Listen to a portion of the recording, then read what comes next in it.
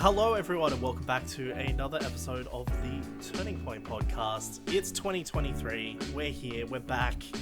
My name is Lara, and I am joined once again by Lewin. How are we doing, Hello. my friend? I'm going good. We're recording roughly a month after the last time we recorded. Are we? That's good. Yeah, it hasn't happened in a while. Consistency. But yeah, we're back. 2023. It's a new year. Very exciting. A lot of things happening this year, Lewin. Probably. We've got the only thing I can really think of off the top of my head is like the Doctor Who 60th. Obviously, that's a big deal this year. Absolutely. Yep, it's been. I remember the hype back in 2013 for the 50th anniversary.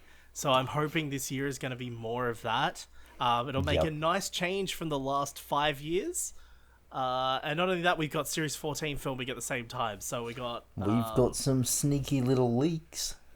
Yeah, there was something the other day. We got a little glimpse of another Shurigatwa outfit variant, but you can't really make it out because it's like so far in the distance that you can't even really tell that it's Shurigatwa, but you're like, it's Shurigatwa. It's the first episode of the new year, and my original plan was to talk about The Last of Us, but then I realized that show's a week-to-week show, and so we can't really talk about that until it's finished. Yep.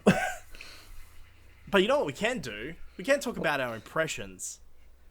Have you seen the first episode? I've seen the first 2 episodes, yeah. Okay, I've only seen the first episode, so let's only talk about that. Gotcha. Not that I don't know where the story's going in the second episode, but like, whatever. So first episode, I'll let you tell me what you think of it first before I jump into my points. I think that as a general adaptation, it is very good. I like some of the changes for the better, and I do dislike a couple of the changes. Overall, I do think it's one of the best video game adaptations, though, in terms of live action. You know, Neil Druckmann's executive producer on it. He's one of the head writers of the show. He even directs an episode. He knows what he wants that world to be. Yeah, and from the get-go, this is, if you're going to adapt a video game, and I was talking about a strict adaptation here, I'm not necessarily talking about making a movie using the IP or whatever. This is the right approach, is to go, okay, let's just take that and let's make it for a new audience. Because ultimately, then this is, I'm going to say some things here that makes it sound like I hate the show. I don't hate the show in any capacity. I just want to put the pin in that right now. But the thing for me is the show's purpose is, it's not made for me, right? Like, the show isn't made for fans of the game. The show is made specifically for a new audience who have never played the game. That's who the show is made for, right? So for me, I don't have a lot of investment in the show because I already know the story and it's not made for me. Does that mean I'm not going to watch it? Of course I'm going to watch it, but I'm not watching it week by week because I don't like watching shows week by week unless I'm really invested in it. And I'm just not invested in this show because it's that's my takeaway from the first episode, right? Is I was like, yeah, it's The Last of Us, you know, like, that's not a bad comment, that's a good thing, but I'm just like, I know this story, like, I've experienced this story multiple times, so I'm not as invested in it. Its quality of, you can look at it and go, oh, this is that thing I know. They did it. They got it right. Yeah, well, I mean, it's pretty much, like, with a couple of, obviously, besides the new stuff they've added, and there are a couple of scenes that kind of streamline the story a little bit in that first episode. It is pretty much beat for beat, scene by scene, the video game. Yeah. I'm just like, it's because the new stuff in that first episode didn't particularly grab me enough to make me go, oh, I want to see the new stuff, you know? Oh my god, there's new stuff, I need to see it. I'm just like, yeah, whatever, you know, it's fine. Yeah. It's fine. Like, really, the new stuff in that first episode is literally like half an hour of just Sarah fucking around before she fucking dies. Like, it's like, whatever, who cares? I don't really give a shit that much, you know? I don't need to see Sarah in school. Like, why am I watching this? Again, I'm not saying any of this stuff is bad, by the way. I know it sounds like a big particularly negative, but I'm just a negative person, okay? Leave me alone. But like, I liked it all. Like, I want to emphasize this point very fucking clearly: is it's a good show, a good episode, great hour of television. Was it like an hour and 10 minutes or an hour and 20 minutes or something? Yeah. It was really good. Really enjoyed it. Because, like, at the end of the day, right, it doesn't matter how good or bad this show is. It's irrelevant. It's still always going to be an inferior version of the story. Like, the game is always going to be a better version of the story. So, to me, I'm like, yeah, it's fine. Like, I'm excited to watch it, but, like, I'm not that hyped about it because, you know, I can just play the game and there's that. Which I am going to be doing in April when it comes out on PC. Or is it March it comes out on PC? It's March 20th, I think. No, that's close enough to April. I, for the most part, agree with pretty much most of your thoughts. I'm a bit more invested in it for a weirdly different reason of... I like my boy Pedro Pascal. I love Pedro Pascal. He's fantastic. I love Grogu Ramsey as well. She's great. I'm watching it with my partner, who actively doesn't really get through single-player games. She doesn't really mesh well with that style of gaming. That's fair. Not everyone does. So this is my way of experiencing that story with her until we can actually get around to the game. So I'm invested in that sense, and it's working well so far. And like, I don't think there's a single scene in the show that isn't better in the games. I think the maybe the one I might point out to is probably Sarah's death scene, actually. I actually think the way Pedro Pascal plays that scene, I actually think is a lot more impactful than the game version. I think there's just something about Pedro Pascal's just like performance in that where I'm like, wow, he's actually really elevating this scene right here. Like, but on the flip side, so I do agree with you on Pedro. I didn't feel it from Sarah as much. I still teared up. It still hit me. But I prefer the game version of Sarah over the TV version of Sarah. But Pedro, you're correct about that. Pedro did fantastic acting in that scene. But yeah, like, what did you think of the new stuff though? Because there was a bunch of new scenes in The Last of Us, the first episode. Obviously, there was the stuff with Sarah, but we had also like this whole other, like, kind of introductory segment to the modern day, with Joel working, and then he goes up to the guard and stuff like that. Like, what did you think of a lot of like the new stuff? I guess. So I'd say the meeting with Marlene and the Ellie scenes, things like that. I find, so starting from the beginning, there's that news intro. I like that a lot. I like that a lot as well. That was a nice I like those actors. All three of those actors. I like John Hannah's great. I very much appreciate that little insight into cordyceps, or just fungus at that point, eventually becoming its own thing. It's really ominous, and that's really well directed out as the crowd and everyone realizes that, you know, he's serious. This isn't a joke topic. And then, obviously, 40 years later, it happens. The Sarah stuff, some of it, you're right, could have done without. Cut off 10 minutes of the episode. I didn't need to see Sarah in school or anything. I also don't need to see her go to the fucking watch shop. That was a really weird scene. Can I just confirm something? Because I can't quite remember from the game, even though I played it multiple times. But in the game, did she fix the watch or did she buy him a new watch? I thought she bought him a new watch. Yeah, I just think it's weird that they changed it to I'm gonna fix the watch instead. Like, I thought that was weird. It doesn't matter in the grand scheme of things, but I was just like, this is weird. Why are we doing this instead? Because I was pretty sure in my head, that she bought him a new watch.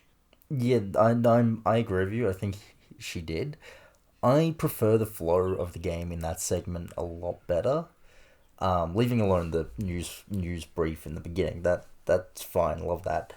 I prefer it kicking in to when Sarah's asleep on the couch and Joel walks in, and I didn't mind the opening scene where like they're having breakfast and Tommy comes around and like I didn't mind that. Like, that was, I think, actually a really good introduction to all of their characters. I think it's because you know that you're not gonna have 10 hours with these people. Well, actually, you roughly are, but you know, not the same feeling as a game where you're stuck with Joel for 10 to 20 hours, where you can build him as a character that way. You need to introduce him in a TV show before you can actually do that. That's just how because it's like, TV why should we care about Joel? You know, apart from the fact that Joel is Pedro Pascal, why should we care? Exactly. I like that. Obviously, I like that whole opening scene with the neighbors as well. Like, I think that's funny. Like, good as well. I do think the you watch. We're saying that the new stuff doesn't really need to be there, and then we just praise every single new scene. We'll go through it and just be like, this new scene was good. I think the watch scene didn't need to happen. You're correct. She could have just bought him a new watch. But once she got to the neighbor's house, that was good. You mean the scenes in the neighbor's house? The scenes in the neighbor's house when the grandma's slowly convulsing in the background. That was creepy. I found that creepy. I thought that was good. I think the reason why I don't like any of those scenes is with the neighbors, apart from like that introductory one, is just because I'm like, okay, she's going there to bake cookies or whatever the fuck she's doing. Like, why are we watching this? Like, when's the story gonna start? Like, to me, I did like that, like, because I also like that it was out of focus as well. It wasn't like the main highlight. Yeah, but also I don't like that.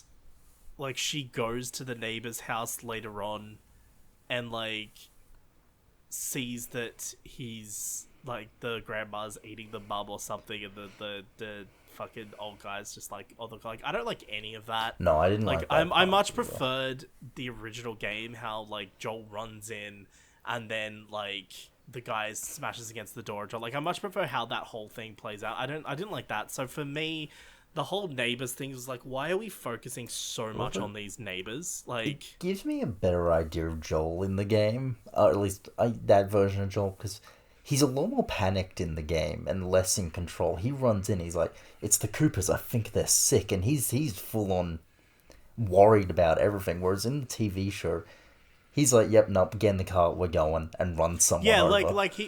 Tommy gets thrown in jail for some reason. Yeah, that was and odd. So what? Did he get into a bar fight or something? Or something like that. Like, it was some bullshit reason.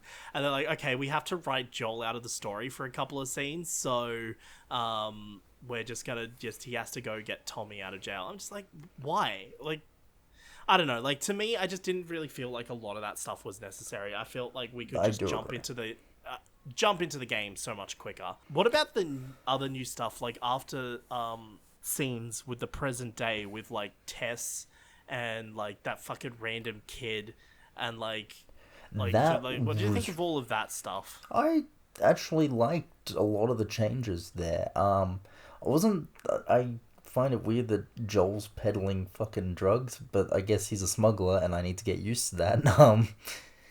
I guess in the game he is a cold hard killer who just kills people for the sake of. But isn't he is a smuggler. He is a smuggler. Like, that's the reason why they get him to smuggle Ellie.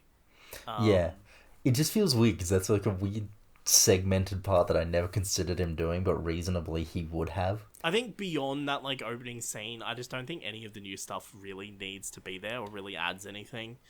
I like the setup with Fedra, because Who's Fedra? Fedra's the government that they run the quarantine the soldier zone. Guy? Yeah. Oh no, like Fedra is the governmental body that runs the quarantine zone. In the game, you walk past them scanning people, and then they find out one's infected, and they just execute that person in the streets. Yeah. In the show, I feel like that's done in a weirdly more humane way, but still really dark. In them killing the kid, euthanizing the kid who's infected, as a highlight to these are who these people are. Is that what happens in that scene? Yeah, they euthanized the kid because the kid's infected. It was fucked. Oh, fuck me. Because, like, I don't even remember that. Like, all I remember was there was this random kid that then just never shows up again. And I was just like, what the fuck? Oh, so they euthanize him. Oh, that makes so much sense now why he never shows up again. I'm like, because I remember finishing the episode and I was like, what the fuck? Why do we have, like, this, like, 5-10 minute long sequence? Well, 10 minutes is exaggeration. It's like 5-minute long sequence with this random fucking kid that never shows up again. That makes so much more sense. The kid gets taken in. They find out the kid's infected. They euthanize the kid after they're like, "Hey, we're just gonna give you this so that you'll be okay." And then they kill the kid, and I was like, "That's fucked." the whole ending sequence with Robert was changed, actually. That whole bit with like Marlene and that like, was weird. how they run into Ellie was completely different. But that's what I mean. Like I like that they did streamline it a little bit. I don't think that's a bad thing, by the way. I actually liked how they did all that. I do wish that Tess had still killed Robert, as that is actually a weirdly defining moment. Yeah, like they did cut out a whole fucking segment of the game. But like, I mean, it makes sense. They you know, like, I mean, of course they're adapting. They're gonna have to streamline the story a little bit here and there. So I'm fine with what happened. I'm fine with what happened. I just that is the only change I think. Even if Marlene had already gone to Robert, just having him like slightly alive to explain that, you know, he really fucked him over the battery for Tess to be upset and kill him about it, like in the game, that would have been fine. But it happened. It's fine. Whatever. It is what it is. I mean, I don't really want to like talk too much about it. I think like when it comes to the game scenes specifically in that first episode, I absolutely love. Like, I do think they're all pretty much 1-to-1 for the most part. I do love the scene in the truck, you know, before Sarah's death, where they're driving around. Like, there's actually a whole segment of that like is like a one take. Not the whole scene, but like there's a massive segment of it that's a one take, and I'm like, fuck, that must be like insane to try and pull off, because you've got the car driving around, you've got all these extras and like just like effects and things going on, and like there's that whole bit like it was a really long shot, like it was like a couple of minutes long shot, I think, but it was just like this one take of like just the camera in the car, and I think they did a really good job at capturing the Sarah perspective there, because even though it's not from Sarah's perspective like it is in the game, it still captured that kind of moment really well, which I thought was really cool. Yeah, that was a great sequence. Just from the get-go, when the police go past and then they start driving, you're like, damn, they've got this down pat. Yeah. And then they do that weird airplane change. Oh yeah, that was weird. I was like, why the fuck is that an airplane change? Like, what? I did like when you hear the horn and you're like, oh, they're gonna get T-boned, and then the car stops and they keep going. I'm like, oh, cheeky fuckers, they knew what we were expecting. I thought the airplane was a bit of a weird change. There's a lot of like those weird changes where like they change it, and like I'm just trying to think like why have you changed it?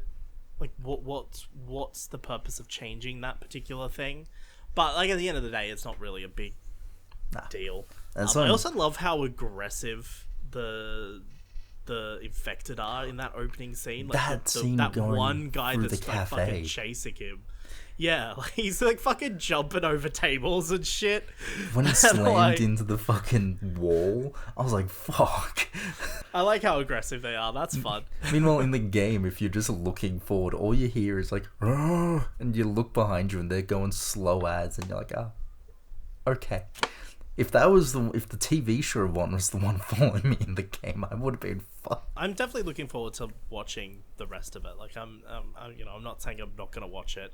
I'm just not invested enough in this adaptation to watch it week by week. I'll just wait till it's all out. I'll probably wait till the finale's about to come out, and then I'll just binge the whole series and then just watch the finale when that drops. What else have you been up to? Anything else you've been doing? Let's see. It's a new year. It's been almost a month since our last little chat. Surely you've done something. I have been doing things. In the month since we talked, I have completed 4 Zelda games. I don't know if I have the energy for Zelda anymore, but I tried. How many Zelda games are there? There's like 20 mainline ones. That is way too many. Like, I would have given up after hearing 20. I wouldn't have even played one. I would have just been like, nah, I'm out. That's too many games. I'm currently like 9 games in. So yeah, that's going well. I'm ranking them as I go. They're some of them are very good. A lot of them are very good. One of them is not. Maybe you just need to take a break for a little bit. That's what I'm doing. I've gone back to Final Fantasy 2, which I did say I would have completed before this podcast, and fuck no. No, you played Zelda instead. I played Zelda instead. Final Fantasy 2, let me just break down some things about that. You know how Final Fantasy VII and pretty much every Final Fantasy has, you gain XP, you level up. It's easy as that. Final Fantasy II's leveling system is more like Skyrim, of you use one weapon, you level up in that weapon. If you don't use other weapons, you don't. And you will be bad at those and they will do less damage. Your HP only levels up if you get hit. Your agility, which allows you to dodge, only levels up if you dodge attacks. So if you have no heavy armor on and probably only a shield, that's a quick way to raise your agility so that you can get max evasion by the middle to end of the game. That's how that game works. Which, you need to juggle that with a bunch of party members. Spells have level ups. You know how, I think 7 has it where, like, you got Fira, Faraga, and then, like, the massive fire spell as an option. And those are the levels? I don't know. Yep. You can level up one spell 16 times, and you have to keep using it to get proficiency up in it. It makes sense. But fuck, it's a slog. That said, I'm weirdly enjoying the game a lot more than Final Fantasy 1. Because it feels a lot more... That's a turn of events. It feels a lot more unique than Final Fantasy 1. Final Fantasy 1 is stock standard. You are 4 heroes, you go to save the world, crystals being stolen, go get crystals, defeat bad guy. There's zombies, there's werewolves, there's ghouls and ghosts and spiders and whatnot, you know, yeah. So I only recently found out that there's fucking goblins in Final Fantasy VII. I didn't even know there were goblins in Final Fantasy VII. Final Fantasy 2 introduces a lot of the staples of the franchise, like chocobos, Cid, airships, just that general feel of how Final Fantasy plays out, you know? It feels like there's more of a story. I'll get further into it, I'll get back to that, but I'm very much enjoying Final Fantasy 2 at the moment, even despite its weird leveling system. Yeah, fair enough. I mean, is there anything else you've been doing? What have you been... I've been watching Doctor Who, as I always do. I was waiting for that. It's gotta come up somehow. I'm still watching the second Doctor. I'm currently on The Evil of the Daleks, which, from what I've heard from everyone, is a banger of an episode. I can't watch these episodes in the background, because if I even minutely tune out of a Patrick Troughton episode, I have no fucking clue. No idea what's going on. Because there's a lot of silence in those episodes. A lot of it is based on the actions going on screen. Whereas, you know, you tune into a 10th Doctor episode and you can make your way through because you can just hear fucking David Tennant techno babbling for 50 minutes. But also, you've seen those episodes like a million times, so like it doesn't matter. Like, you can have it playing on in the background and be in another room. Yeah, exactly. It doesn't really matter that Patrick Troughton, I need to actively watch what's going on. Evil Daleks is, once I started paying attention, a really fun episode, and it has a character I really hope makes it out alive. I don't know if he will. It's this random Turkish guy who, like this Turkish bodybuilder circus man, who gets, like, indoctrinated by the Daleks to kill Jamie. He goes to kill Jamie. Jamie, like, ends up almost throwing him off the fucking building and killing him, and he holds on, and Jamie's like, I'm gonna spare your life. Pulls him up, and Turkish guy's like, we're friends now. A Dalek... that easy. That's how you make friends. A Dalek fucking has a handkerchief on its plunger, rolls into a room, drops it on the floor, and rolls into the shadows, and Jamie walks into the room, looks at the fucking handkerchief on the floor, goes to pick it up, and the Turkish man pushes him, and just as he does, a fucking axe swings from the roof straight to where Jamie's head was gonna be. And just for Dalek plans, it's the stupidest fucking thing. it sounds so stupid. And that's how Jamie's at first is like, why'd you attack me? And then he sees the axe, he's like, oh, okay. We'll help each other save the lady of the manor, which is the whole reason Jamie's in there. Besides the fact that the Daleks have been beaten by the Doctor like 3 times at this point, so they're like, it's that human element we're missing. Let's look at the humans and find out what makes them better than us. And so Jamie's there as the experiment to get that human element to input into Daleks so that they get the upper hand. And Jamie's not okay with this at all, but the Doctor's like, yeah, just do it, Jamie. And Jamie's like, I don't like you anymore. It's a fantastic fucking weird-ass episode so far, and I really love Jamie. I just finished watching Trial of a Time Lord again. This time on the Blu-ray. Colin Baker's chonk. Yeah, my god, I've never noticed it before. I think that's because I've never watched like a story from his first season and Trial of the Time Lord back to back before. But they also put him in this purple waistcoat. It was in Terror of the Vervoids where I noticed it, because that's when obviously Mel becomes the companion. So they start pointing out his weight. And they put him in this fucking purple waistcoat, which does not help the situation at all. And that's where I noticed it. I was just randomly watching a scene and I'm like, holy fuck, Colin Baker's got a bit of a stomach on him now. What the fuck? That wasn't there before. And I don't know, but I think it's just because the episode actively points out the Doctor's weight now. Like Mel's like, oh, try, and like even Colin, like even Six makes a joke about it. Like there's one point where like he walks into the gym on the ship and he's talking and people are like, oh, what's he doing? And he's like, oh, this like exercise machine. And he's like, and he makes a joke about how, oh yeah, there's like a guy rolling out a bin. And he makes a joke about how, oh, I wish I could throw my weight away or whatever he says. And I'm like, I think it's because the episode actively pointed out Colin Baker's weight that I noticed it. And yeah, I was just like, holy fuck, I've never noticed. And you can actually see it too. Like Colin Baker's I think it's not really noticeable too much in the rest of the series because Colin Baker is if you actually look at like clips of Colin Baker from the first season and the second season, you can actually see he's quite a bit fatter in the face, but I just don't think it's as noticeable because his hair's quite longer in the second season as well. So it kind of rounds out his face. Like it kind of just rounds it out a bit. It's not as noticeable. I mean, to be fair, it was a pretty stressful time in Colin Baker's life, so I'm sure. At which point there had he gone the news already? It was before season 23 aired that he found out that he was getting fired, right? No, it was after. Because he was asked to go shoot a regeneration scene. I remember he was asked to shoot a regeneration scene, but I thought that would have happened before.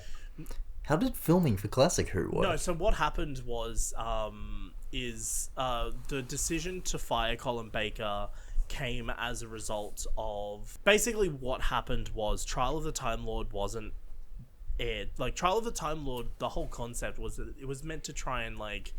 that it was a desperate attempt to try and save the show, but it didn't get the ratings that because remember there was that guy that was the head of drama at BBC at the time that fucking Michael Gray, that hated Doctor Who.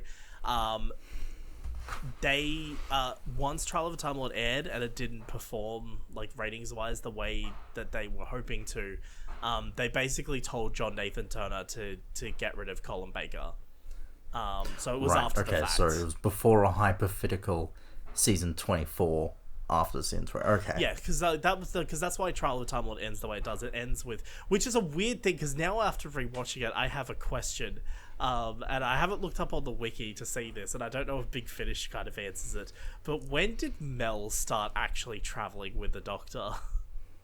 Because in Trial of a Time Lord, the events of Terror of the Vervoids or whatever is in the Doctor's future.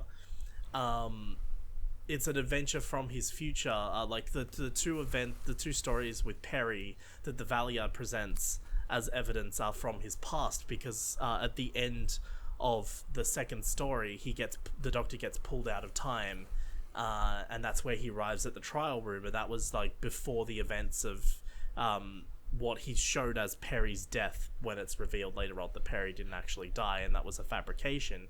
But that's when he's pulled out of time, was during the events of that story. So then the following story, where the Doctor's presenting evidence in the trial, he's presenting an adventure from his future. And that's where we have Mel as the companion. And then at the end of the series, in the final story, Mel gets pulled out of time at an undisclosed point in time. And she's there, and then at the end of the trial of the Timelord story, when everything's resolved, Mel and him go off in the TARDIS, and that's where you get the famous carrot juice line. But like, my question is, when did Mel start traveling with the Doctor? If that's when the Doctor started traveling with Mel, when does Mel start traveling with the Doctor? Like, at what point in time? Like, is Colin Baker gonna, like, is the Six gonna randomly have to at one point drop Mel off somewhere and then go and travel to a point where he meets Mel for the first time?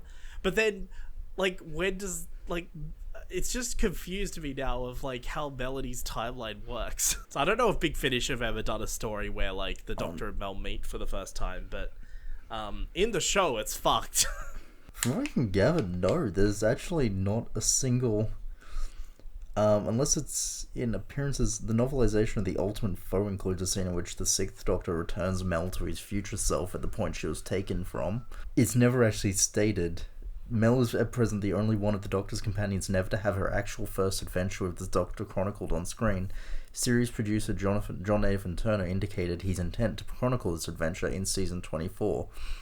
Sorry, it was meant to be a thing with Colin Baker before... Right. We're gonna do some before they ended up firing him. We're gonna do some fucking Clara Oswald shit.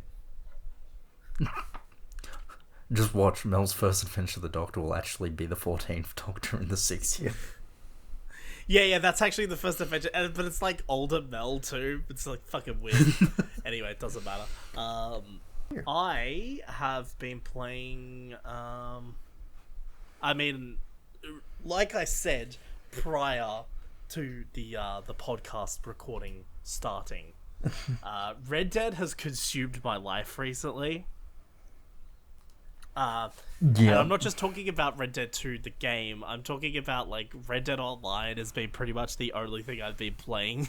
Like I literally haven't touched... I played chapter 7 of Crisis Core like 2 weeks ago, and I haven't played Crisis Core since. And also like I've been playing Red Dead, the single player campaign, on the weekends. I'm up to chapter 6 currently. So last weekend I played through all the first half of chapter 6. I'm basically doing the whole thing with like the Native American tribe and like their like battle against the army. That's kind of and how Dutch is like getting in the middle of all that. And Arthur's not looking too good. He's looks like he's seen some better days. That's kind of where I'm up to. Just done the mission last night. I actually played the mission where you go with Sadie to kill a bunch of O'Driscolls. That's the mission I've done.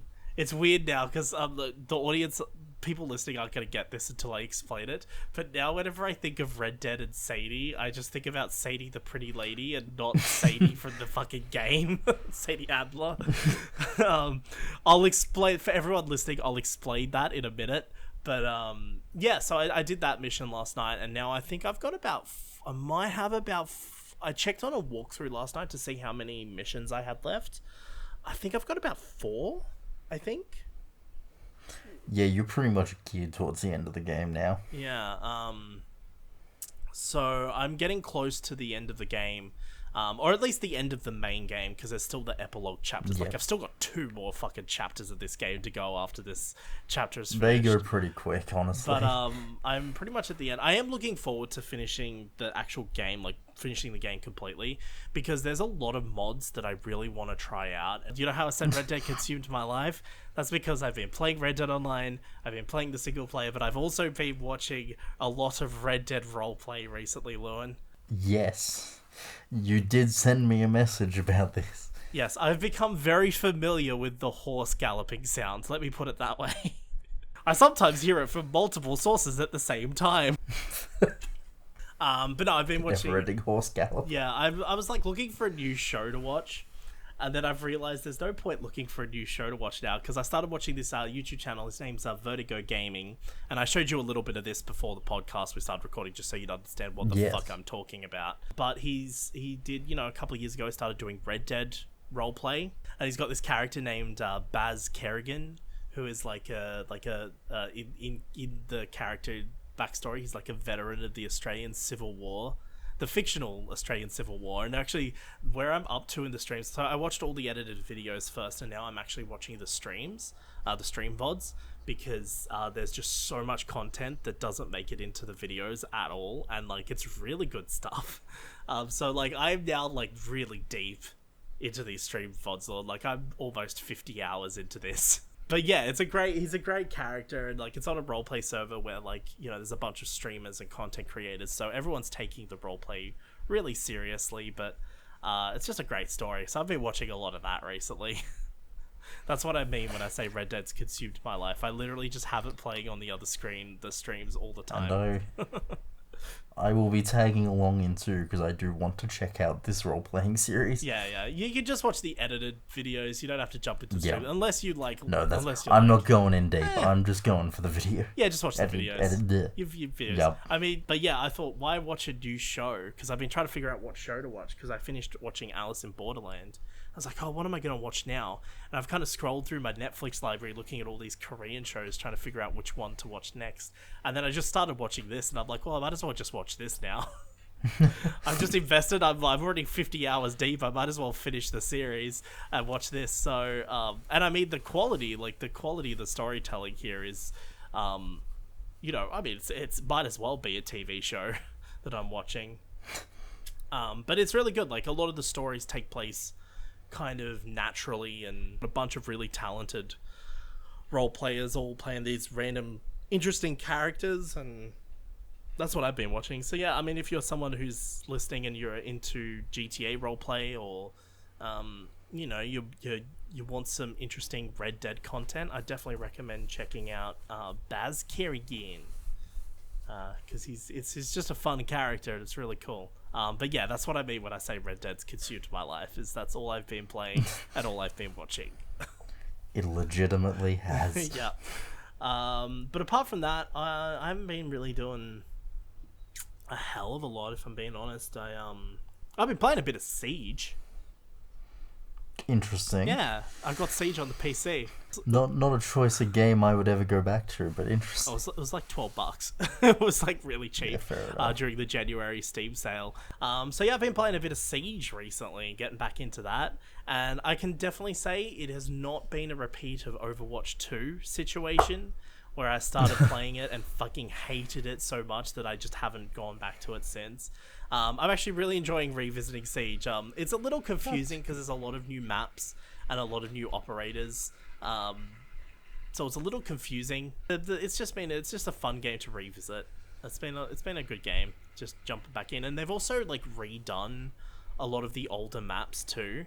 So there's been maps I've been on where I'm like, I vaguely recognize this map, but also I don't, because it's different. The reason why I started playing it as well is they brought in cross save as well, so I was able to take my PS4 cosmetics and things and put them on the PC version, so I can dress up as Lara Croft while playing as Ash. That's handy dandy. Yeah, well, I literally only play as Ash because I spent money on this fucking skin. I'm not gonna play other characters. Occasionally I jump out and maybe I'll play a bit of Habana or something like that, but I don't play Castle, because you remember back when we used to play it, my two mains was Ash and Castle. I don't fucking play Castle anymore, because the meta of the game has just changed so much that Castle, the one thing that makes Castle useful as a character is he can put up the kind of barricaded reinforced doors. Yeah. People just tear them down now. No one gives a shit about reinforced doors anymore. No one even puts the wooden reinforced doors of things up anymore. No one does it. Oh.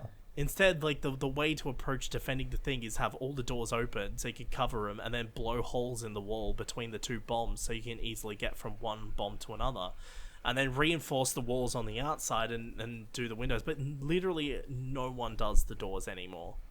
And so I'm like, well, playing as Castle is completely useless, because if you go put a barrier up, someone else is just going to go up and tear it down. So it's just like, what's the point in playing Castle anymore? So I don't play Castle anymore. I've just given up playing him, and I now play Ella, who was another one of the characters I used to play. What was Ella's gimmick again? Ella has the little flash, like sticky bomb things that you can throw. And when a player gets into proximity, it flashes them. Yep. Yeah, so she can do that. So I've just been playing as her.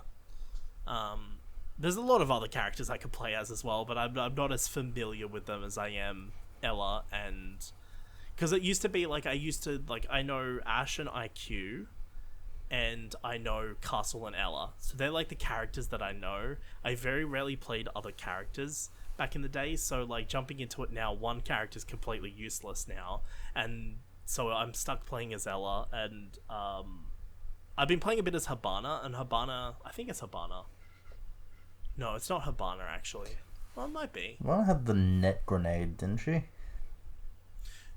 Is that someone else? She's got, I don't know if it's Habana or not, but she's got the ability where she can ring the enemy team and it reveals their locations. Oh, Dirk. Yeah, that's okay. That's who I'm talking about. Yeah, it's her. Yeah, that was Dokkaebi or whatever. I think is her name. Yeah, but I've been playing as her recently because I like ringing people and revealing their locations. It's fun. I'm like, I know where you are. But yeah, I've been get into that recently, playing with a couple of friends. That's been a lot of fun. It's good to jump back into. I'm so glad it wasn't another Overwatch situation, because I remember saying, I'm like, I've bought it, but who knows? I might play one game and fucking hate it and never touch it again. Yeah. So I'm glad I'm at least playing it a little bit to be like, that's good. Oh, I did watch The Witcher series, Blood Origin, the prequel one. I think it was only like 4 episodes long. I think that's why I decided to watch it, because it was only like really short. It's not great. I'm gonna be honest with you. Yeah, I've not heard good things from you or others. It's not good. I'm not gonna go in depth because I don't really have a lot to say about it, but like, it's really weird because it's like, it's so disconnected from The Witcher, but there's like, occasionally they'll like throw in a Witcher related thing just to remind you that it's The Witcher that you're watching.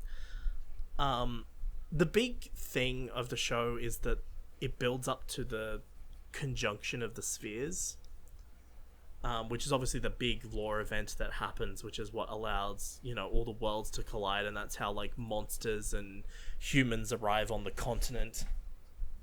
Because prior to the conjunction of the spheres, it's just dwarves and fucking elves on the continent. There's no humans or monsters or anything.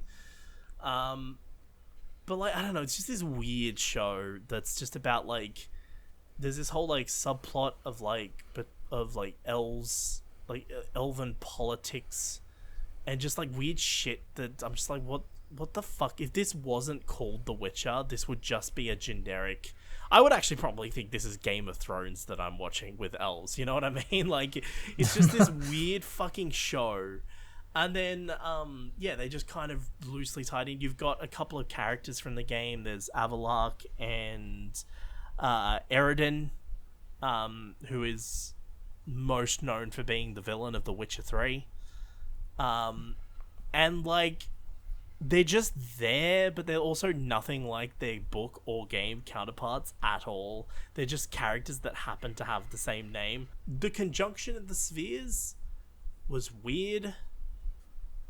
How it happened was just odd.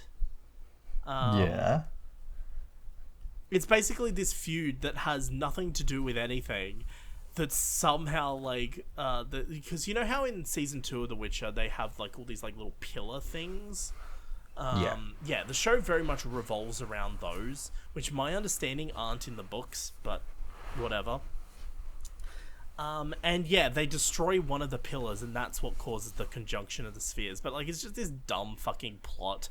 Like, it's so weird. I was like, well, I was hoping the conjunction of the spheres would at least be more interesting. Instead, it just kind of happens, as a result of this one thing that happens, and it's just like, oh well, I guess now you see like the sky kind of light up with like all these portals to other worlds, and then the scene kind of wraps up, and then the next scene there's this like random human woman who wakes up on the beach somewhere. There's like a ship that's wrecked on the beach, and then like an elf comes up to them or something, and there's like humans now on the continent. They're like, well, where the fuck are we? And it's just like, oh well, I guess humans and monsters are now on the continent, and that's kind of it. Like, it's just... That's the end of the season? Yeah, like, that's literally it. The end of the season. They're, like, literally, like, this random girl we'd never seen before wakes up on a beach, and you're just like, oh, that's a human. And then the elves are like, oh, you're here, I guess. And it's just like, fucking what? Also, apparently they get the lore wrong as well, and apparently, like, Avalok and... Because in the Witcher lore, there's two different types of elves. There's the ones that are native to the continent, but then there's also elves that come from another world. And like Avalok and Eridan are actually elves that come from another world. But in the show, they're just elves from the continent. So they've changed where Eridan and Avalok come from. And then Eridan's just left on another world. And then he like finds like a fucking helmet that looks like the Wild Hunt helmet. And then he puts it on. And he's just like, oh, okay. I guess he's doing that now.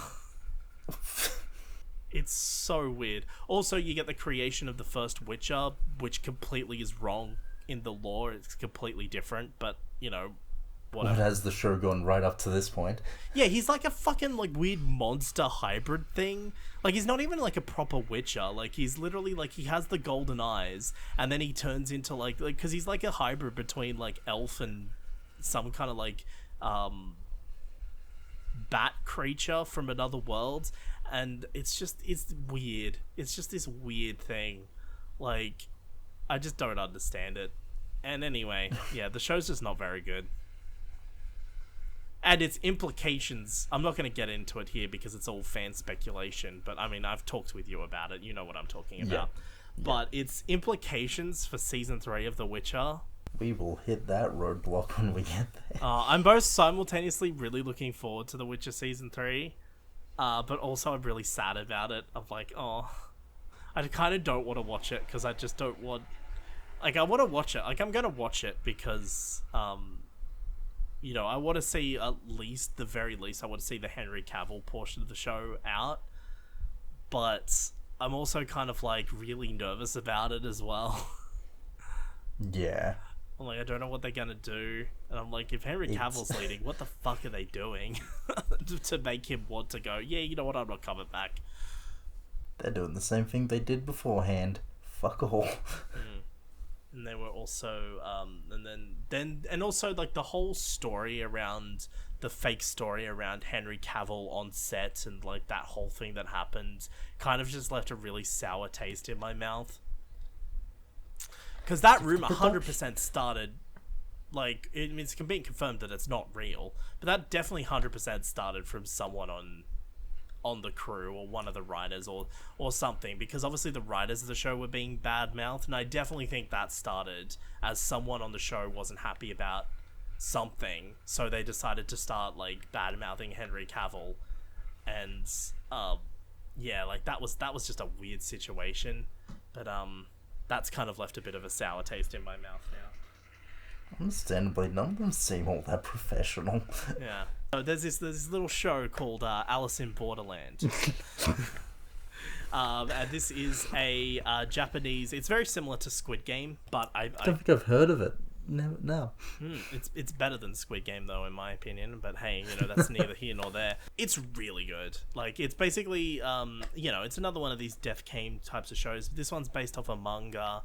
And I'm not going to talk about too much of it, really, because I don't want to spoil it for you. Because I think there's a lot of, like, things that happen in the show that are just really, really juicy to kind of experience for the first time.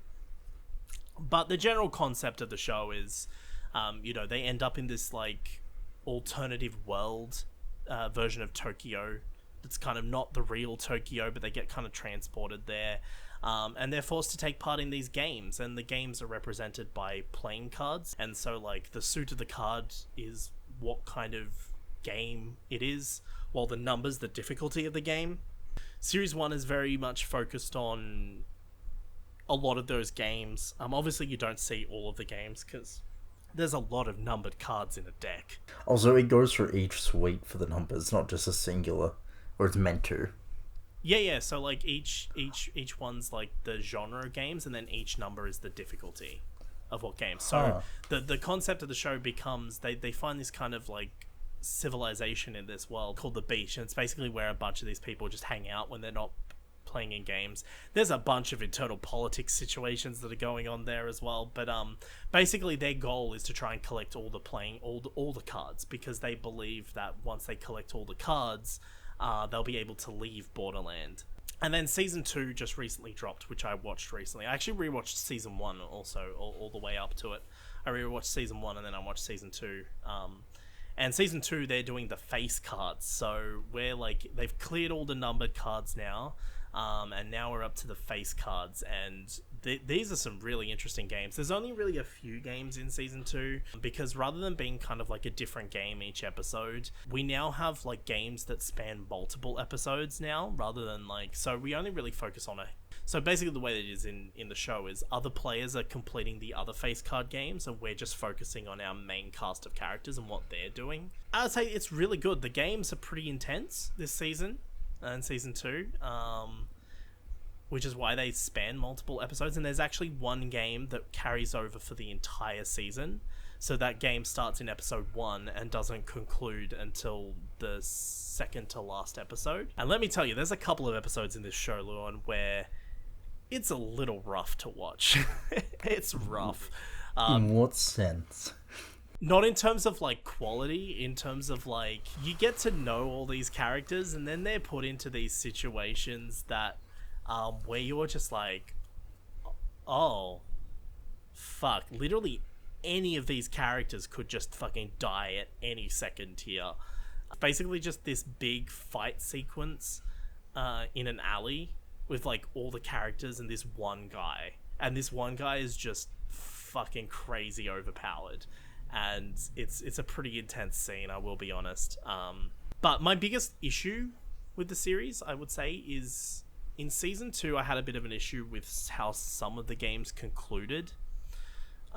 Because after I just said the whole thing of the main characters could die at any second, there is one character who I'm not going to say who there is, because again, I don't want to spoil it for you.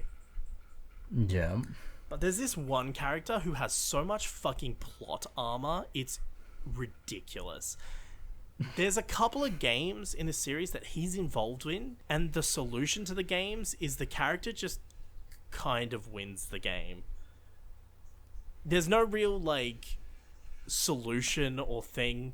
Like, there's one game where literally, like, because basically in season 2, all of the face cards are represented by actual people. And so these face cards, they participate in the games as well. And again, I'm not going to explain the nuance of how Borderland works, because you find out in season 2 kind of how it works. But unlike in season 1 where it's just a game, the face cards are actual. Think of them as like bosses. You've got to take down the bosses, right? Yeah. And literally in one of the games, the boss just is like, you know what? I'm going to let you win. And I'm like, what? Why? And the show's justification for the boss letting this guy win, yeah, he's just, he's been in Borderlands for ages, and he's just kind of, he just trying to changes his mind on what he wants to do, and he decides he wants to die a free man or some bullshit like that. And then this other character who has the plot armor just wins the game just because. And I was like, really? Like, there's no actual, like, ending to the game where he has to, like, fight for survival or anything like that. He just wins just because he wins. And there's no reasoning for it whatsoever. And I'm just like, wow, that's the biggest bit of fucking plot armor I've ever seen. And he's not even the main character of the show. He's one of the side characters. And I'm just like, this is bullshit. Like, what the fuck is this? So there is that, and like this same character's involved in another game where like the way he wins that game is very convenient, and so like that's like my biggest complaint. But again, that might not be a problem with the actual show itself. It might be more of like maybe that's what just happened in the manga, so that's what they were adapting. So I don't know. I'm not really going to fault the show for it, but I just thought it was a little weird. But you also, what's really great about the show, Lewin, is that this season actually wraps up the manga that it's adapting. So, like I said to you, complete story. Yeah, you get a full story, start to finish, across 2 seasons. They're not long seasons either. I think they're like 8 episodes each season, so it's not like you're watching a lot of television. Yeah. But it's really good, and like season 2 is a lot more character focused than season 1 was. Like, not to mention there's not character arcs and stuff in season 1, but season 2 there's like a bigger emphasis on character and the relationships between the characters and how they develop. There's a more focus on that than there is on the actual games themselves, and I think that's why they went for this idea of having one game that spans multiple episodes rather than having a different game each episode. Allows you to get more into the mindset of the character. Yeah, it's really good. I like, and when I say they span multiple episodes, it's usually about an episode and a half the game spans for. So like, there's one game that they go to the destination at the end of episode 1, and then the entirety of episode 2 and half of episode 3 is that game, and then halfway through episode 3 we shift to another character. I don't really have much more to say about it because there's a lot more I could talk about, but I don't want to talk about it because I think you should watch it. So add that to your list. It is on the list. But yeah, that's really all I've been doing recently, to be honest with you. Haven't been doing much. Mostly the same boat. Yeah, started back up at work, so you know we're back into the swing of things now. Likewise, starting to get a bit busier, but yeah, I'm not sure if I'll get into Red Dead Roleplay myself or not. I mean, I won't be able to get into a wild RP server, like the server for the videos. But, like, I could try Gold Rush RP, or I could try something else. But I'm not sure if I'm going to do it or not. Like, I kind of want to, but I also might leave it until I've actually finished the game first. So then, once I've run out of game content, I could start maybe looking into my own stuff. But we'll see what happens. I'm not really for or against it. I understand that. But yeah, I mean, look, listen, hey, as gamers, we're eating pretty good at the moment, I'll be honest. I agree. It's been a pretty alright start to the year. Yes. Well, I mean, I don't know what your thoughts of Forspoken are. That just came out. It's not been an alright start to the year. And like the next big release is Hogwarts Legacy as well. Which I'm keen for. I know you're not big on Harry Potter, but I definitely am. I just want to look, as a trans person, I meant to say that I'm not playing that at all. I'm not doing it. I'm not allowed to buy that game. But also I kind of just want to run around Hogwarts for a bit. I don't actually want to play the game. I don't give a shit about the game itself. I just want to run around Hogwarts and explore that and be like, oh, that's cool. Yeah. Because, like, I don't hate Harry Potter, but I also don't like it either, you know? It's like, it's like whatever to me. But yeah, I'm not going to buy a game just to do that either, so... Yeah, no, that's fair. I just think, and when it comes to Forspoken, a lot of people are talking about the cringy dialogue. I did watch the first hour of that game, and it was really rough to watch. I watched Moist Critical playing it and jumps through a bit. At first I thought, oh yeah, the dialogue kind of fits a character like that. But then you realize she doesn't grow out of that dialogue. It just keeps going, and she's just a genuinely unlikable person. But not only that, like, I have not seen a single second of the actual game that impresses me at all. Like, that game just it looks like a Ubisoft game, and it looks very mid. Like, it doesn't look bad, but it also just doesn't look like it's worth playing either, you know? Like, it just looks very mid. I fully agree with you on that one. Okay, so maybe it's not a good start to the year. I just meant in terms of, like, gamers, like, I mean, we're eating pretty good right now in terms of, I guess, video game adaptions, you know? Yeah, 100%. Obviously, The Last of Us is currently going, but we recently, last year, you know, we had Cyberpunk Edge Runners. That was pretty good. We had Arcane before it, which is fucking phenomenal. Yep. I guess the Sonic movies are a thing that exists. They're good. They are fun. What else have we had? I haven't seen it, but apparently the Cuphead show is pretty good. I have also heard that. Yeah. And, Lewin, Yes. We talked about this before, but I'm going to just briefly mention here at the end of the episode again. We're getting more Tomb Raider. Yep. It would not be an episode if I don't mention Doctor Who and you don't mention Tomb Raider. Oh my god. Now, bear in mind, none of this has been officially confirmed in any official capacity, but it's pretty much all but confirmed. But Amazon, the last place you would expect to see Tomb Raider related stuff, Amazon is going to be making a series and I think a film as well, alongside publishing the next Tomb Raider game as well. So that's a thing that's happening. Phoebe Waller-Bridge is so far the she's apparently the head writer of it. Yes. Yes, and you already see people complaining that the series is going to be woke. Just based on that fact alone. Not knowing anything about it, just based on that fact alone that Phoebe Waller-Bridge is writing it, they're like, oh, it's Tomb Raider's the latest franchise to go woke. I am so sick of hearing that fucking word. You've also got all the classic fans complaining that, oh, it's just gonna be like reboot Lara, it's gonna be like woke. I will say, I'm keen for more Tomb Raider content. I'm really sad it's not the Alicia Vikander sequel movie that we were meant to be getting, but you know, at least it's more. It's more. But the thing that has me a little concerned, Lewin, is that they mention that the TV show, the film, and the game are all going to be interconnected.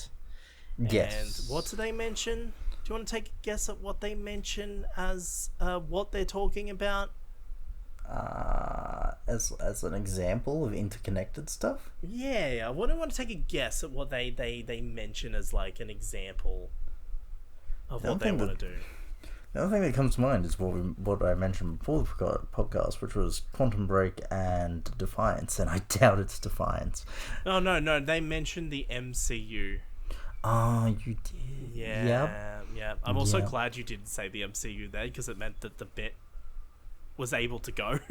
So I was like, even if you mentioned the MCU, I would have been like, yeah, that's exactly what they mentioned. But yeah, they're like, oh yeah, we're gonna we're looking to make a Marvel style Lara Croft universe, and I'm like, how about you don't do that? How about that? But I'm pretty sure all they mean by that is what was reported of that they're looking to interconnect the games and the show and everything all into one thing, which could either go really well or it could be fucking awful. It could be. I've not seen that tested method go through properly before.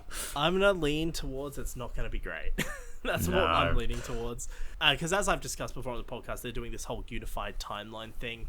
And prior to the events of this happening, the idea was that the game and the upcoming Alicia Vikander movie and everything would all have to, like any kind of Tomb Raider related thing would have to adhere to this unified timeline branding. Already kind of got a little bit of that in the last Tomb Raider movie anyway, because at the end of the Tomb Raider movie, I know you haven't seen it, but at the end of the Tomb Raider movie, Alicia kind of has the classic iconic braid, but she also gets her dual pistols as well, which is not something that happens in the Tomb Raider reboot games at all. So even though it was basing itself off Tomb Raider 2013, they did change Lara's look a little bit at the end, so I'm assuming that was the kind of direction they were going to go in anyway. So it made sense for the second Alicia Vikander movie to be, you know, have her be more like the kind of iconic Lara look that we know. It kind of fits in with the unified branding of like unifying all the different versions of Lara into one thing. So I was like, okay, like they weren't going to do that with the Alicia, like they would have kept that as a separate thing, but in terms of how she looked and the kind of, I guess, story, it would have had to adhere to this branding that they were pushing. But now they can actually do it, I guess, you know, they can actually turn around and go, okay, so the Tomb Raider show, the Tomb Raider film, and the Tomb Raider game is all unified Lara, and it's all the one thing. That means they have to cast someone that can play Lara in all of these things. And since the show is being produced separately to the game, although obviously Crystal Dynamics will be involved in it, they're gonna have to cast someone that can not only do the game but also commit to the show, because obviously if the show is successful, they're gonna keep making it. So we need to cast someone who's going to be able to do all of this shit. If you don't know, Lewin, and I know you know because we talked about this before, but there's a Tomb Raider anime series coming out for Netflix where Hayley Atwell is going to be playing Lara Croft, and that is going to be set in the game universe after the events of Shadow of the Tomb Raider. So my question is, does that mean Hayley Atwell is just going to be playing Lara Croft now in all of the things? It is anyone's guess. But if that's set in the game universe, and the next Tomb Raider game and the whole unifying the timeline thing is meant to be a continuation of the reboot timeline as it is, just kind of bringing in all the old elements and then the new show and the new movie is meant to kind of tie into that, and it's all being produced by Amazon and distributed by Amazon. Does that mean that Hayley Atwell is going to be playing Lara in all of these things?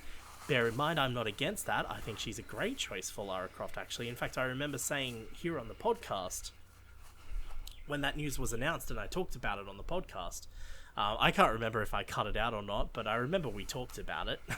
I remember saying that, I really wish she was playing Lara in live action because I think she's a great casting choice. So who knows? Maybe we might get that. Potentially. I don't think that was ever the intention, but who knows? Maybe we might get that now. Or they might do a thing where they're all meant to be the same character, but they're just gonna the Lara in the game is gonna be voiced by someone else. Hayley Atwell's doing the anime, and someone else is gonna play the live action version, which I really hope they don't do because it'll just be messy. I don't think they care about mess at this point, Lara. Well, I don't even know what they're doing at all because, like I said, none of this has been officially confirmed. That's true. We don't. The only official thing relating to Amazon and Tomb Raider that's been confirmed is that Amazon Games is publishing the next Tomb Raider game. Yep. That's the only official thing. But I would assume Amazon want content, so it's not a stretch to think that these reportings aren't real, because they want content for their service. So I doubt they would just agree to be like, oh, we just want to publish the game. They're probably like, well, no, why don't we make a show? Why don't we do a movie there? Why don't we do all that? And then Crystal Dynamics is like, hey, we're already doing this unified thing, so why not?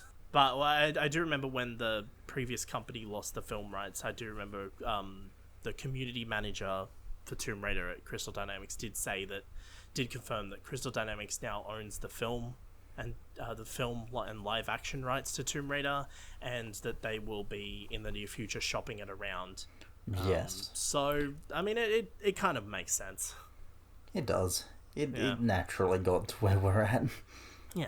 But who knows? Maybe it could be good, like The Last of Us, and like whatever other video game things are coming out. Who knows? It seems like we're in this weird period of time now, and I'm not just saying like right here, right now, but I mean this weird shift in like these recent years where like video game movies and properties are going from being like really shit to kind of something of a bit of quality behind it, Something that gets everyone talking. Unless it's Resident Evil, of course, in which case it's just still shit. But yeah, the point is, we're getting Tomb Raider, we're getting other things that are coming out, there's a Fallout series, I think, in production. Yeah, and I'm not putting hopes on story or anything, but the set design looks really good. Yeah, I did actually see that. I know nothing about Fallout, right? I know nothing about Fallout, but what I do know about Fallout, all I know about Fallout is Fallout Who. But what I do know about Fallout is the Red Rocket gas station in Fallout 4. I know that very well because I've been there multiple times in playing Fallout Who. And seeing the set for that, I'm like, wow, this actually looks just like it does in the game. Yeah. So that's coming out. There's a Gears... Is it Gears of War? There's a Gears of War series? I've heard that been in the making for a long time. I don't know, there's something that they've shot and it's coming out at some point and they were doing reshoots for. It might be Gears of War. I could be completely wrong and it could be something completely different. But, we got that. Potential Assassin's Creed series, which, I mean, to be honest at this point, I could not care less about Assassin's Creed as a thing. But, I mean, if they can pull off a good series, then hell, I'll be down to watch that. I looked it up. It's still a thing after the person has finished working on Captain Laserhawk, a Blood Dragon vibe. So he's doing a Blood Dragon show first. Right, okay. Well, it's going to be a ways away then. Yeah. Speaking of streaming, the Stadia is officially dead now. Rest in peace. It is. Rest in peace. It died as it lived. Anonymously. Thank God. Did you hear, speaking of Red Dead Redemption, did you hear Rockstar actually sent a gift package to a Red Dead Online Stadia player who apparently had like 1,600 hours in Red Dead Online? And one thing about Rockstar is they don't do cross saves. So when Stadia was shut down, like, that guy loses his Red Dead Online account, and apparently Rockstar sent him like a gift package for being the player with the most hours in Red Dead Online on the Stadia, and for supporting the game and playing it so much, they sent him like a little gift package. I don't know what that gift package it had. Apparently it had like a shirt and some other little things. But yeah, they just sent him a bunch of free shit. This random guy who played so much Red Dead Online as just a thank you for playing the game. And we're sorry we don't have cross save, and you're losing all your character and all the 1,000 hours you've put into this game. It's just going to mean nothing now. But here's a T-shirt. You know, it's a bit weird. Good on him. That's such shit. Like, that's why I don't play GTA Online anymore. It's because like I don't want to play it on PS4. Because driving in a car at 30 FPS is rough. But I also can't play it on PC because I have to start from the start, and I'm not doing that. Also fair. So I just not playing GTA Online anymore. Although you and I are going to play it at one point for an Advent Calendar video. We are going to do that. But I don't know when that'll be, but it'll be at some point. Yeah, I thought that was a cool little story. Stadia's shutting down and you're losing all your progress, but here's a free shirt. Hope you enjoy. I don't know what else the gift package had in it, but I definitely know that there was like a shirt and some other little things that he got as well. Free therapy tokens for playing the Stadia. I'm gonna look it up. Hold on, I'm gonna look it up right now. Red Dead Redemption 2. Oh no, actually I'll put Red Dead Online. That'll probably be easier. Red Dead Online Stadia player gift. I don't know, we'll see what comes up. Rockstar sends... Oh shit, I was way off, by the way. I was way off. This guy has over 6,000 hours in Red Dead Online on the Stadia. It says here, Rockstar sent a gift package. This is courtesy of Game Rant. Rockstar sent a gift... I'm just going to read this article out here on the podcast. Podcast content. Yay. Rockstar sent a gift package to a Red Dead Online player who spent 6,000 hours enjoying the Western-themed action-adventure on Stadia. The online version of Red Dead Redemption 2 launched back in beta in 2018, and for many players it quickly became an entertaining time sink. It allowed fans to remain immersed in the realistic, highly detailed world, even after completing the single-player campaign. Unfortunately... those who purchased Red Dead Redemption 2 on Google's cloud gaming service will have to migrate elsewhere as Stadia's service shut down on January 18th, 1 minute before midnight. Many gamers were understandably upset with the announcement and concerned that their save files, and they were worried that It's Color TV, a worried Red Dead Online player with 6,000 hours in the game, excitedly shared that Rockstar had reached out to him with assurance that the saved items could be transferred from Stadia to a different platform. Oh, okay, that's cool then. Oh, nice. At least they did that. With the official ending date of Stadia now arrived, It's Color TV revealed that he had been sent a gift box from Rockstar as a thank you for the many, many hours he put into Red Dead Online on the platform.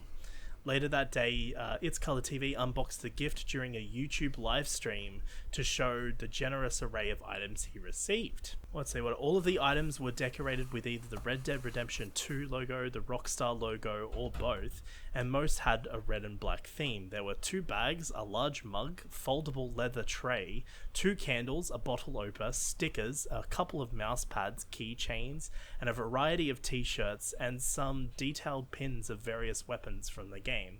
Its color TV also received a steel model kit for the sawed-off shotgun, which players can assemble themselves. And the highlight of the lot was a brown leather jacket that resembles the one worn by Arthur Morgan in Red Dead Redemption 2. Damn, that's quite the package. He got some loot.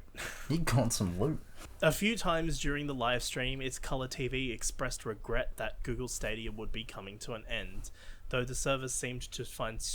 Okay, I think the rest of this article is just all about Google Stadia now at that point.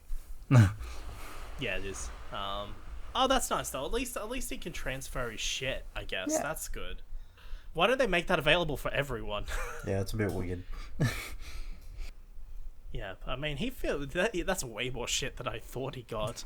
Even if that's all he received, that's a win. That's a nice jacket. They should have given him a hat, though. Why didn't they give him a hat? 6,000 hours, though. Fucking hell. That's so many. Like, I've seen people who have had thousands of hours in Destiny, and I'm like, geez, that's too much. Like, I play a lot of Destiny, and even I don't have even anywhere near 1,000 hours. Like, I mean, I probably do all up if you count the amount of time I played Red Dead Redemption.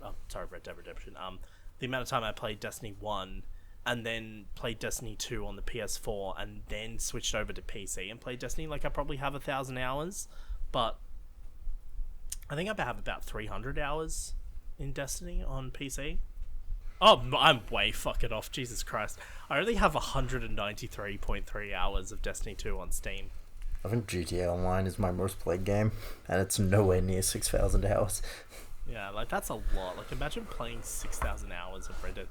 6,000 hours, though. That's crazy. Fucked. Anyway, what a note to end the show on. That's 6,000 hours. Yeah. I mean, look, here's the thing. We didn't have a plan for this episode, but I feel like we managed to get some content out of it. Yeah, I feel like we did. We pushed some stuff out.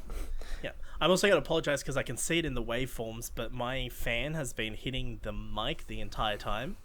I've personally not heard it, but I'm sure that'll show up in the recording. It's showing up in the recording, yeah. I can see it on the waveforms, but it won't be too much of a deal. All I can do is just mute the background of my mic on Premiere using the essential sound features. I can just turn the background noise off and it'll get rid of it. It'll probably make me sound slightly funny, but it'll get rid of the fan. It's fine. But yeah, that does bring us to the end of the episode. So thank you so much for listening. I'm watching, actually, because this is on YouTube. Yeah. We're not doing podcast platforms anymore, so you don't need to go and find them in the links in the description. You ain't gonna. I mean, you will find them, but you won't find new episodes there. But yeah. As we said last year, this is the last year of the podcast. We got plenty of stuff to talk about this year. We're going to do a few Doctor Who themed episodes, I'm sure. Absolutely. Wouldn't have it any other way. Yeah, and obviously the 60th anniversary is later in the year, but we got a bunch of other stuff to talk about. We'll do a Last of Us episode coming up, and well, there's a bunch of games coming out next month, so I'm assuming you're probably playing some of them. Will be, yes. Yes. Well, what's coming out next month? We've got obviously Hogwarts Legacy's out. Hogwarts Legacy, Yakuza, the samurai one. Probably just do another improvised episode like this, and we'll just talk about random shit for fucking 2 hours. But yeah, this has been fun. So yeah, as always, if you did enjoy, make sure you drop a like on the video, and of course subscribe to the channel, because that's the only place where you can listen to the podcast. So that's where you'll find new episodes. Links in the description below to other things that I do and whatnot. But yeah, Lewin, just take us out. Let's just wrap up the episode here. Thank you for watching, everyone. No more platforms. Adios, friends. Bye. Nice. Expertly done there.